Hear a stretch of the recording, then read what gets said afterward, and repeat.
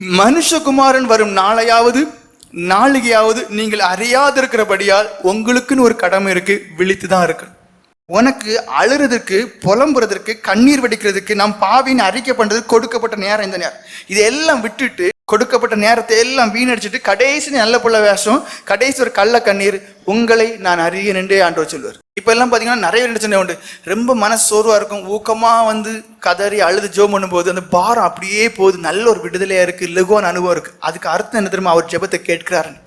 ஆனா எப்போ இந்த வருகையில எடுத்துக்கொள்ளப்படுகிறார்களோ பட்ட பிறகு மீதி இருக்கிறவங்க எவ்வளவுதான் அழுது பாருங்க, அதுக்கு பிறகு அந்த விடுதலையே இருக்காது. அதுக்கு பிறகு நான் வாழ்ந்தும் புண்ணியம் இல்லை, இருந்தும் புண்ணியம் இல்லை, ஏன்னா எனக்கு நரகங்கிறது உண்மையான பிறகு நித்திய காலம் புழுக்கள் மத்தியில, நித்திய காலம் புகையின் மத்தியில, நித்திய காலம் கந்தகத்தின் மத்தியில, நித்திய காலம் நெருப்பின் மத்தியில, நித்திய காலம் கார் இருளுக்குள்ள, நித்திய காலம் அழுகைக்குள்ள, நித்திய காலம் பற்கடிப்புக்குள்ளதான் என் வாழ்க்கை இருக்குங்கிறத நீங்க உணரும் போது நீங்க அழுவீங்க, புலம்புங்க, கண்ணீர் வெடிப்பீங்க.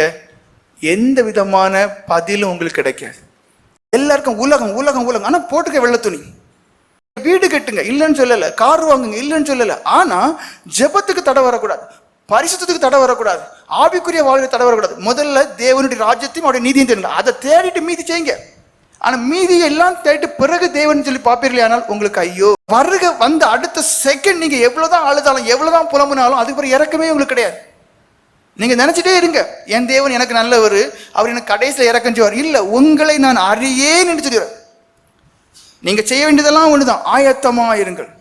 எபேசியர்கள் நிருபம் 5வது அதிகாரம் 16வது வசனம் வாசிங்க.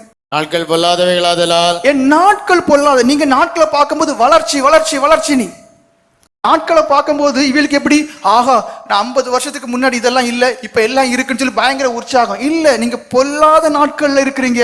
சாத்தான் எல்லாரையும் வஞ்சிக்கணுங்கிறதுக்காக திரள் கூட்டமான ஜனங்களை தாம் போகிற இடத்துல சேர்க்கறதுக்காண்டி அவன் அறிவை பெருக பண்றான். அவன் என்ன பண்றான், இது மாதிரிப்பட்ட இன்வென்ஷன் எல்லாம் தப்புன்னு சொல்லல, ஆனா இதுல தீமைகள் அதிகமா இருக்கு, இதுல கெட்டு போறவங்க அதிகமா இருக்கிறாங்க.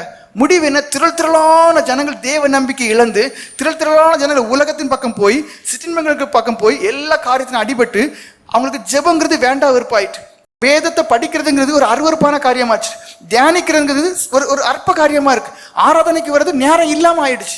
ஏன்? இப்படிப்பட்ட காரியங்கள் எல்லாம் அவங்களை நிறைந்து இருக்கிறதுனால. நாட்கள் பொல்லாதவர்களா இருக்கு. காலத்தை நீங்க என்ன செய்யணும், பிரயோஜனப்படுத்திக்கணும். எப்படி பிரயோஜனப்படுத்தணும்? ஆயத்தமா இருங்க, மனம் திரும்புங்க.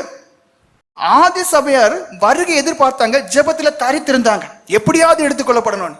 இப்போ உங்களுக்கு எப்படியாவது சுகபோகமா இருக்கணும், ஆனா வருகை வந்தா மேல போகணும், போயிடவே மாட்டீங்க.